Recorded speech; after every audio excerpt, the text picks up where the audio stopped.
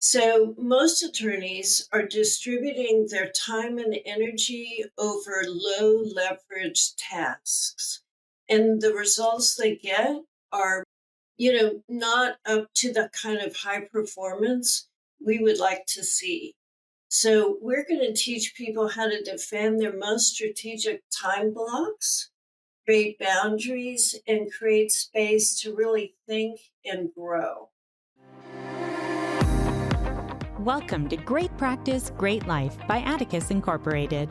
What if you could hang out with successful small and solo law firm attorneys, ask them about their successes and failures, their business strategies and mindset habits, then take an insight or two to guide your own growth in your practice? Each week, Steve Riley shares an in-depth look at how to work less while maintaining high client service standards, reduce your stress levels while growing your income, and find time to make changes when you are time-starved. Steve is a lawyer coach for more than 20 years and a former trial attorney. His goal is to provide strategies to help you balance your lives and grow your practice. Now, here's Steve. Hey, Steve Riley, welcome back to Great Practice, Great Life. Today, I have one of my longtime friends, co-conspirator, co-colleague, collaborator join us, and that is the one and only Shawn McNalis. Shawn, how you doing? Doing well. Thanks for having me back. It's always great to have you back. It's like pulling teeth to get you back. You're like, oh, thanks for having me back. I'm like, what are you talking about? I'm like trying to get you on the podcast all the time. Yeah, thanks for having me back. You're so funny. So, the reason I asked you to come on today's show is that you're working on a new workshop, and the workshop is called Habit Shift, but it really sounds like it's more of a performance shift, like helping people improve their performance. And in the conversation with you, there's a couple interesting traps, a couple interesting conversations that you and I have been having. And I thought our audience would enjoy listening to these, or at least exploring these, because these are probably the three big traps that we see just stopping growth cold in law firms, just freezing people on growing. So if a lawyer's trying to make more money, our team lead, associate, it doesn't matter if they're trying to up level their skills or trying to improve their performance, they get stuck. And these are kind of like invisible sticking points for me. And you and I were having this cool conversation about it. So I was like, why don't you come on and talk about it so we can get people thinking about maybe they can make a performance shift ahead of the workshop. Maybe they make a performance shift now out of this conversation. Does that work for you? It certainly works for me. So talk to me about this workshop, the intent of the workshop, and what you're trying to do in the curriculum design of the workshop. So it's called a habit shift, but it's really, as you said, a performance shift workshop. As you know, we really work with attorneys to redesign, maybe even re-engineer how they spend their time. We help them protect their energy and align their efforts to get really high value results. We're focused on the highest and best use of their time. So we've done this with attorneys for years and their teams. And we've noticed that the patterns that keep people stuck aren't usually a lack of knowledge. So it's not about not knowing. There are these bad habits that have been formed and go unnoticed over the years. So this workshop really shines a light on these habits. And by the way, this workshop is really for everyone in the legal world.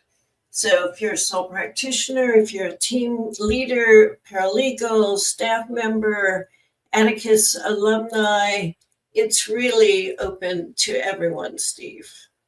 Perfect. So the reason I asked you on the show was to kind of talk about the three big traps, because habits in certain types of human performance or lack thereof can be invisible, but they show up in different ways. So really, we kind of have a couple of different traps, and that's what I want to talk to you about and have you kind of distinguish these traps and explain these traps to people so they can look and listen and say, well, is that what's happening here? Am I stuck? Am I running as fast as I can on a treadmill, but not feel like I'm getting ahead? And they can't see it because most habits are your unconscious things and they blind you to your performance or the lack thereof. So does that make sense to you? It does. Absolutely.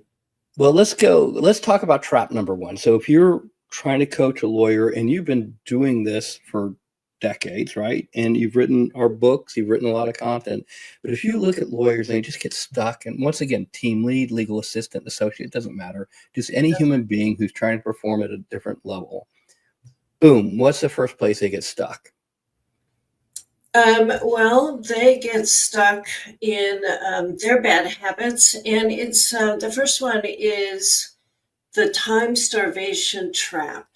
So if you consider yourself as somebody who sort of has what I would almost call hurry sickness, you're running, you're doing a lot, never enough time in the day.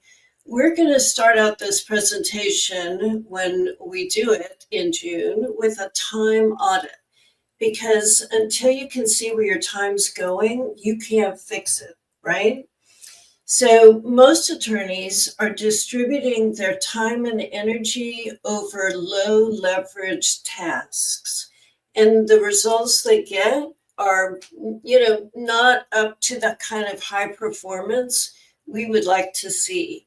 So we're going to teach people how to defend their most strategic time blocks, create boundaries, and create space to really think and grow. I have a little story about a client. I'll call her Jordan.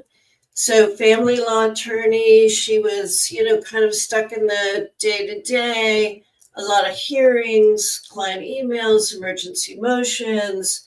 You can kind of picture it. She kept postponing reaching out to potential referral sources, right? Just kept telling herself she was too busy, too busy. After she did a time audit with us, she realized she was giving up her highest value hours. She was spending time on the wrong things. Once we told her how she could protect her time every week for dedicated client development, her referrals rose and her sense of control really came back. So it sounds like time starvation occurs when the calendar controls you. So when It you walk does. in the office, you walk in the office, you look at the calendar and say, what's the first thing I have to do? You may be starting to look at emails as soon as you get up. You may be looking at emails as you're driving into work at stop signs, stop lights. Right. And you're kind of in that constant reaction mode. And you're just kind of like you said, time starving. But you think you're really productive. Like, I'm really busy. I'm so busy. You don't understand how busy I am. Yeah, there's busy being busy, and then there's busy being focused on the right things, the strategic things. And in Jordan's case, she was really stuck in the day to day, and everything was managing her except for her. Her agenda was not on the list. As soon as she opened email, she was really working for other people and on their timeline and on their agenda. Not that you don't want to answer email, but there's ways to actually protect your time. So the highest and best use of your time is given at the right time and creates the right kind of results. So if someone's stuck here, your go-to strategy is do a time audit, distinguish what's going on. Now, the first response people are going to tell you, I don't have time for a time audit. They're just going to tell you, I don't have time for it. I just don't have time for a time irony audit. there. Yeah. Like, I just Absolutely. don't have time for a time audit, so I don't have time for this. What's your response? What do you say? You don't have time not to do it. You can't afford not to do it. I mean, these are the hidden bad habits. We have to identify them before we can make any progress. Telling the truth, as they say, is the beginning of all progress. So we just have to help you kind of clear the cobwebs and identify what your these bad habits might be, what these sort of shifts in focus are for you, so that we can help you really focus on, growing your firm, generating more revenue, building your high performance team.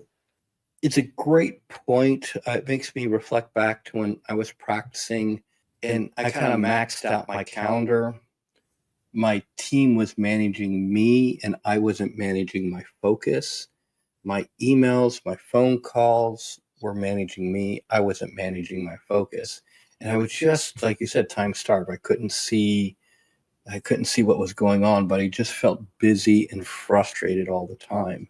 So perfect. That's perfect. I totally get trap number one. Your solution or strategy recommendation is to do a time audit. And you may not be in a position to do your own time audit because, of course, you don't see those habits. You don't see the things that you're doing.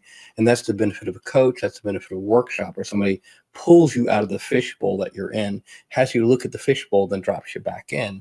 And you're like, oh my God, I'm in a fishbowl. I had no idea I was in a fishbowl. If you just told me I was in a fishbowl, I'd have fixed this. Yeah, So, absolutely. And the great thing is, you won't be alone. If this is what you're thinking on a workshop like this, you won't be alone. You're surrounded by people who are experiencing the very same thing. This is something we see on a recurring basis. It's very common for us as human beings to get confused about how we spend our time. excellent. You okay if we move to trap two? Yes. So what's trap two? We call it the focus fragmentation trap.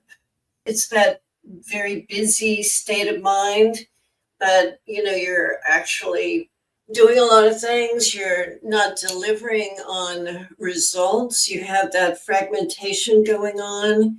The team may be trying to follow you, trying to follow all your initiatives. They're not clear about what the priorities are. They're confused, so they get busy doing what they think the priorities are. And you get that busy but stuck kind of energy in the firm. Are you familiar with that, Steve? How that looks and feels? Yeah, unfortunately, I am. Yeah. It's interesting because if the leadership team and the lawyer or maybe the team leader are going too many different directions at once and their focus is fragmented, then my experience is everybody else gets fragmented and nothing gets over the finish line. So there's two types of cases or two types of projects in a law firm. Project one is taking care of a client's case. And that's a cash flow project. It's a critical project. It's really what the firm rotates around. The second type of project is the growth projects. And the growth projects take time, money, effort, and energy. But the growth projects are usually the projects that are business projects. So if you've got a case management system, Clio, Filevine, Rocket Matter, it doesn't matter, whatever it is, my case, whatever you got. That's managing those cases. Usually what I see, especially with this focus fragmentation trap, is that there's 55 growth projects. None of them have moved beyond stage one, maybe stage two, a couple are at stage 5, but none of them are getting over the finish line. And this is one of the things I think causes a lot of frustration for lawyers as they grow their practice, for team who they're trying to help the lawyer grow their practice, because they're confused. They're like, okay, how do I prioritize the client case versus the growth project? And obviously the client case will get prioritized over the growth projects at any given time.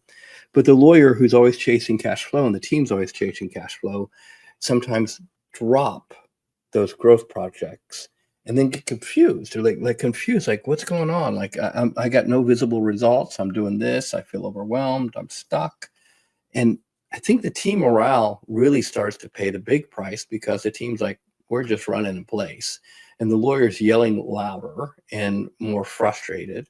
And the team leaders are frustrated and everyone's frustrated, but no one's really taking a step back and getting clear on what's going on. So the busy but stuck, I think, is a perfect description of the energy. Running but stuck. What do you think? We see it all the time. We see it with team leaders. We see it with firm leaders, all of whom are trying to multitask. So from the attorneys to the team to the paralegals, everyone is saying yes to everything and ultimately getting traction on nothing. So in the workshop, we really use the 90-day Great Life Focus tool to help people name and commit to just 3 projects. And these are going to be 3 projects that people focus in on and that you would get results on. Because having too many projects is like having no projects. Your focus is too spread out, and you need to actually have a filtration system, kind of, to help you decide, prioritize which projects are the ones that are most important, need your time, money, and energy, and which ones we'll be focused on. Let me tell you about Alex. She's a team leader. We work with a lot of very dedicated team leaders. She works with several partners. Okay, I have to interrupt you. Yeah. Shout out to the team leaders out there. We love our team leaders. Working women in law and men. The team leaders, we have men team leaders, and women team leaders, but they are extraordinary. So just a shout out to the team leads that are listening. We love you guys. You guys are working your butts off. And this is a great, when you're talking about this example, it just breaks my heart sometimes how hard these people are working. So this one's a big one. Job description that doesn't stop. And, the reporting to multiple partners, it's a difficult position to be in. So this Alex, she's very committed, she's very capable, she's trying to please 3 different partners. And of course, one partner wants a better client intake process, very common. Another one of the partners is really pushing for technology upgrades, right? And the third, of course, wants more marketing activity. All of this falls to Alex to handle. And, she can't get them together. She's overwhelmed and nothing gets finished. So we take somebody like Alex, we use them, we put them through the 90-day focus, and suddenly they've got a structure to help them prioritize. And suddenly the project focus is narrowed down to just a couple of projects, and she begins to actually be able to deliver results. So it's heartening to see stories like this. It's heartening to help people like Alex to get the power to prioritize and also to do the managing up that a person in that position has to learn how to do. She also learned how to delegate better than she was before and was able to, have additional people help her. She just began to form these executive skills that she didn't have before. She started using this tool. Well, it's important to distinguish that as a 90-day focus, not the 90-day to-do list. So there's a lot of things to do. There's a lot of projects. There's a lot of pressures on a team lead in this example, and Alex. Sometimes you have to take projects and put them on the shelf and say, not yet. Or, we don't have the capacity for this. We don't have the cash for it. We don't have the time for it, which requires, like you said, managing up. So talk a little bit about what managing up means. Hi, it's Steve. Sorry to interrupt this episode, but if you're new to Atticus and you're listening to our podcast and you don't understand how Practice Advisor works, if you're curious on how to work with a Practice Advisor, I'm going to put a link in the show notes, and I'm going to give you a complimentary, no-charge practice growth diagnostic. So you can talk to one of our membership directors about how to work with a Practice Advisor. If you've never had the opportunity to work one-on-one with one of our top flight practice advisors, I'm going to encourage you, as you listen to this episode, ask yourself, would somebody like this be able to help me and help me grow my practice and help me cultivate a great life? With that, thank you. I hope you enjoy the rest of the episode. So managing up, Alex is the perfect example. She's working for several partners. They're both trying to manage down, assign her things to do. She's only one person. She has to figure out how to leverage herself to push back in a productive way, in a positive way, and get the people that are managing her to focus in on what they want to do. And then she needs to be able to delegate down so that she's managing people below her to help her accomplish what they need to do. But the art of managing up is really just being able to push back in a positive way and get the people above you kind of singing from the same songbook. Asking questions, getting timelines, getting specifics. It's a fine art, as you can imagine. It's also a prioritization challenge because kind of like the first trap that we talked about, where we're looking at a time-starved performer. And a time-starved performer is so busy that, like you said, they're kind of have a busy sickness. Then you're asking them to take time to focus and prioritize. Of the 50 projects here, which ones do you want me to actually get done? Because I can't get them all done. And that's in between hiring, in between customer complaints, in between onboarding new people, in between just managing day-to-day life in the practice. Just all the things that happen. And sometimes I think we fall into a trap where we've spoken it, we verbalized it, hence it is no longer our problem. It's now somebody else's monkey. It's now on their back. Right. And we just put the monkey on their back. And now they got 3 monkeys from 3 different partners on their back, and they can't prioritize any of them. With Alex, I guess my recommendation from a managing up perspective was, I got 3 time-starved lawyers that are running as fast as they can. How would you pull them together? Would you do it at lunch? Would you do a team meeting? What would you do? I mean, how would you encourage Alex to say, okay, you 3 knuckleheads, get in a room. These are 3 different priorities. You got to pick one. I can only execute one. Yeah, I'd probably start by giving Alex a structure to talk about even prioritizing. So, for one thing, all of us hate to prioritize. It is one of the most, it's one of the activities that the brain hates because it draws the most oxygen out of almost anything we do. So it's in that decision-making mode where maybe at the end of the day, you're exhausted by the judgments and decisions you have to make. Prioritizing is even more difficult. So we'd get her to get in a room with these guys, or perhaps sit down first individually with each one, get the rough outlines of what they want, then get them all together and say, okay, some of these projects support future revenue. So example, the marketing activity, that's definitely going to support future revenue. Client intake also supports future revenue. So with that in mind, that's a pretty important thing to think about when you're prioritizing. Technology, though, it goes to future revenue in that it helps you leverage your team better. So I would look at the state of the current technology, ask myself, how long can we get away with, using the present technology while we promote, the external marketing activity. And maybe there's a way to schedule these things so that all the partners get what they want, but just not all at the same time.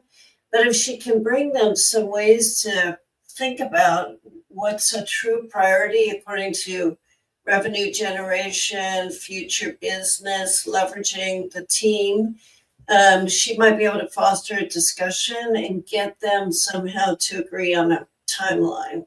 Does that make sense? Yeah, it totally makes sense. It could be something as simple as just breaking apart the projects into smaller little steps and just saying, okay, step 1, step 2, step 3. So you've given me, find us a new case management system.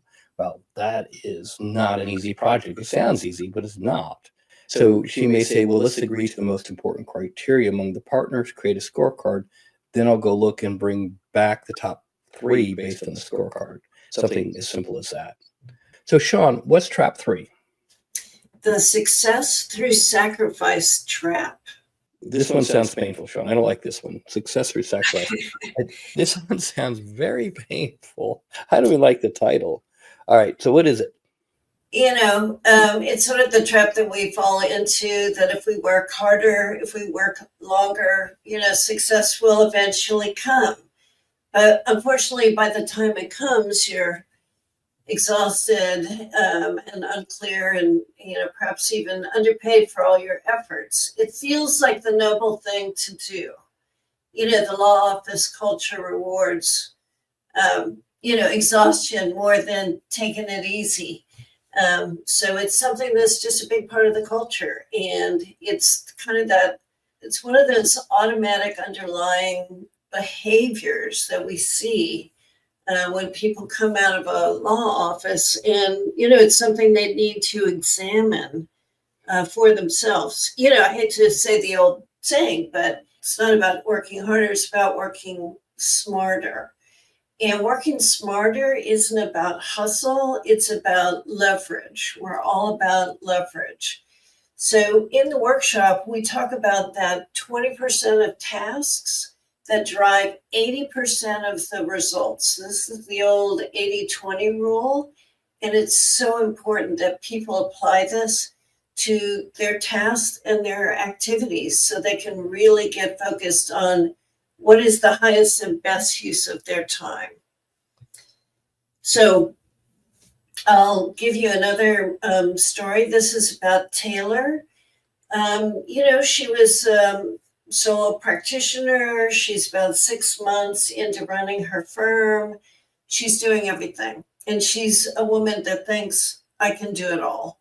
She was doing the billing, the phones, the drafting, the intake.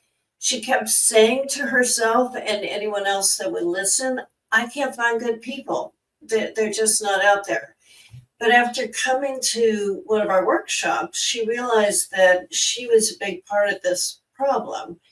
So she learned that she needed to offload a lot of these lower level tasks, protect her billable hours, right? So prioritizing revenue production and protecting her energy so she could do other things that a sole practitioner needs to do, such as client development, managing, and marketing. Your point about law firm culture, rewarding exhaustion, is one that I've been really trying to figure out for years. It seems like we expect and reward the grind, like the painful grind. I don't know if the grind mindset comes from what it takes to go through law school, because law school itself is designed to be a grind. It really is designed to be a grind. And the training of young lawyers seems to be more about the grind and less about the skill development. I'm always concerned as I look back and reflect, Grace is threatening to go to law school. It's one of the things I'm worried about for her, that if she goes, I want to be able to help her do law school differently than how I did and how all my colleagues did. Because I think that grind culture is kind of one of the things that you come out with. This is just how it works, and you don't know anything different. What are your thoughts?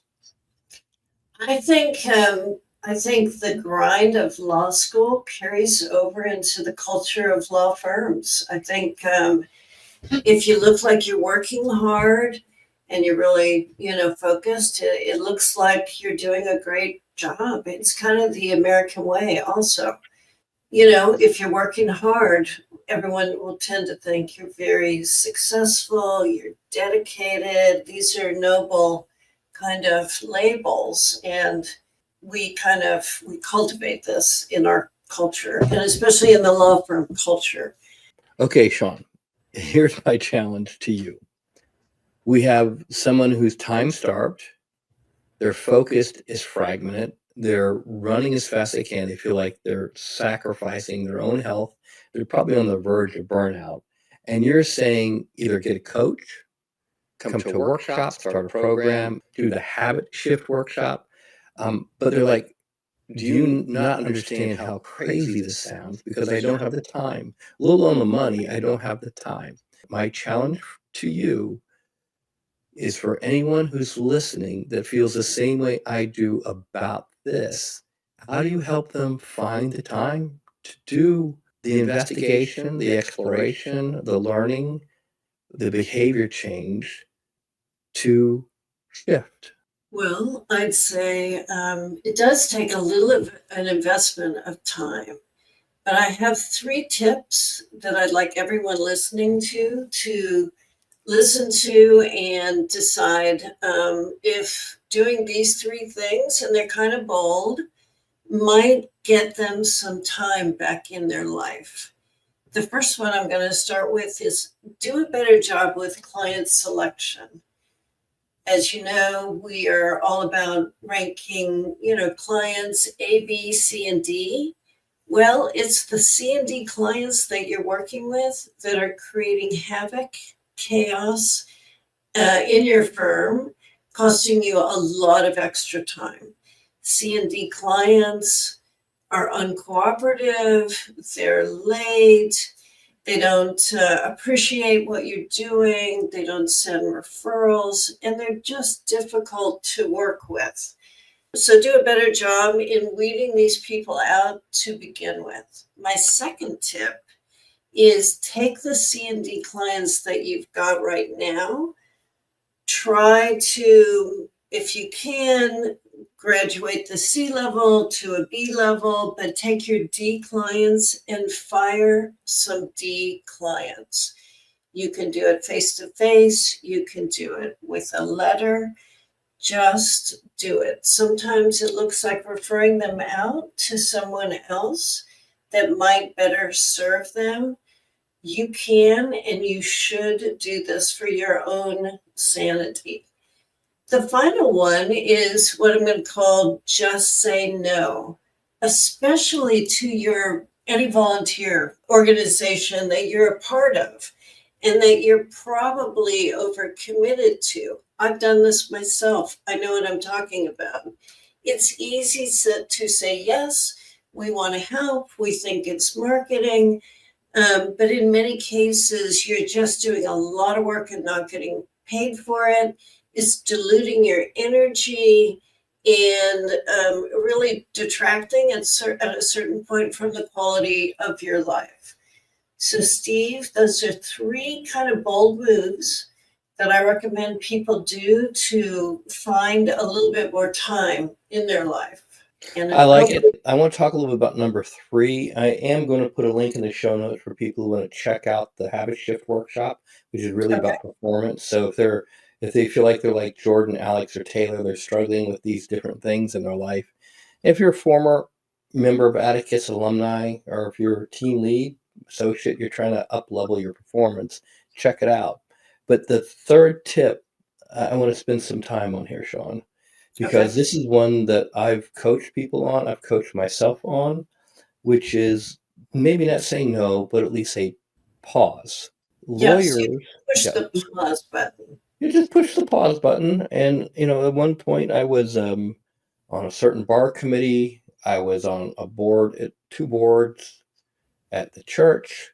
I was volunteering for pro bono stuff. I was doing a lot of things, and I think lawyers need to go on a volunteer diet. Team leads need to go on a volunteer diet. You need to Oh, figure out exactly what it is that you're committed to and why.